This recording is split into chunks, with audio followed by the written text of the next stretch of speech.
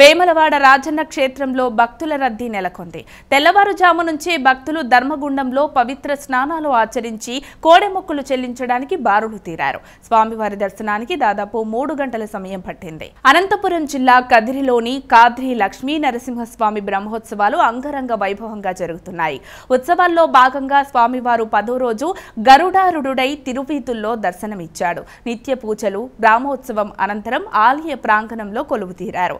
అలంకరణ ముగిసిన అనంతరం స్వామివారికి ప్రధాన అర్చకులు దివ్య మంగళ హారతి సమర్పించారు. అప్పటికే రాజగోపురం వద్దకు పెద్ద సంఖ్యలో చేరుకున్న భక్తులు తమ ఇలవేల్పును దర్శించుకున్నారు. ఉత్సవాల సందర్భంగా నిర్వహించిన సాంస్కృతిక కార్యక్రమాలు అలరించాయి.